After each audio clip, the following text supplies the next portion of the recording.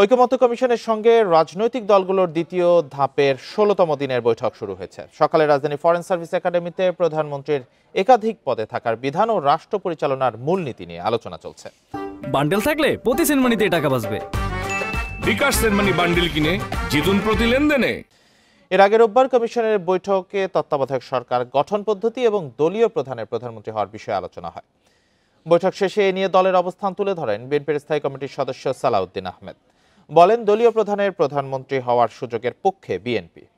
ত্রয়োদশ সংশোধনীতে থাকা তত্ত্বাবধায়ক সরকারের বিধানে কিছু পরিবর্তন আনার বিষয়েও কথা হয়েছে। তত্ত্বাবধায়ক সরকার গঠন পদ্ধতির বেশিরভাগ প্রস্তাবে দলগুলো একমত বলে দাবি করেন ঐকমত্য কমিশনের সহসভাপতি অধ্যাপক আলী রিয়াদ।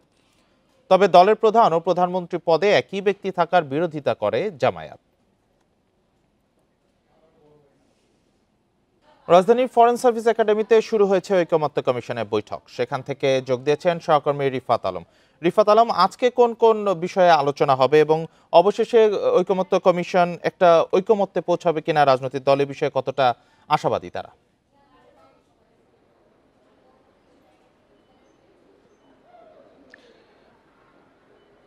আজকে ঐকমত্য কমিশনের দ্বিতীয় দফার ১৬তম বৈঠক, এবং ১৬তম বৈঠকে আজকের যে আলোচনার বিষয় দুটি গুরুত্বপূর্ণ সাংবিধানিক বিষয়। সেই বিষয়টি হচ্ছে, একটি হচ্ছে যে রাষ্ট্র পরিচালনার মূলনীতি, এবং আরেকটি হচ্ছে যে প্রধানমন্ত্রীর একাধিক বিষয়ে থাকার যে বিধান, সেই বিষয় দুটি নিয়ে আজকের আলোচনা হবে।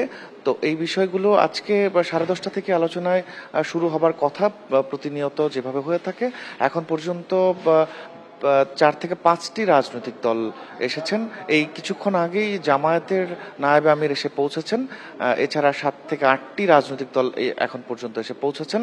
বড় দল অর্থাৎ বিএনপি এবং অন্যান্য আরও বেশ কিছু এনসিপি সহ অন্যান্য দলগুলো এখনো এসে পৌঁছায়নি। তো আলোচনা শুরু হতে আরও কিছুটা সময় লাগবে।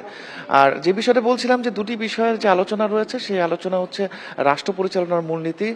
সাংবিধানিকভাবে আমাদের রাষ্ট্র পরিচালনায় 4টি মূলনীতি রয়েছে: জাতীয়তাবাদ, গণতন্ত্র, সমাজতন্ত্র এবং ধর্মনিরপেক্ষতাবাদ। সেই জায়গায় ঐকমত্য কমিশনের একটি প্রস্তাব ছিল, আমরা জানি 6টি প্রস্তাব তারা দিয়েছিলেন 6টি মূলনীতির বিষয়ে।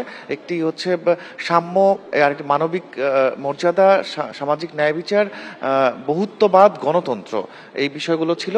তো সেই বিষয়গুলো নিয়ে এর আগেও কিছুটা আলোচনা হয়েছে, কথা হয়েছে। সেই বিষয়গুলো এখনো একমতে এসে পৌঁছায়নি। তো বিষয়টা নিয়ে আলোচনা হবে। আরেকটা বিষয় হচ্ছে যে প্রধানমন্ত্রীর একাধিক পদে থাকার যে বিধানটা, সাধারণত আমাদের যে রাজনৈতিক ব্যবস্থায় প্রধানমন্ত্রী নিজেই প্রধানমন্ত্রী এবং রাষ্ট্রের দলের প্রধান হিসেবে দায়িত্ব পালন করেন।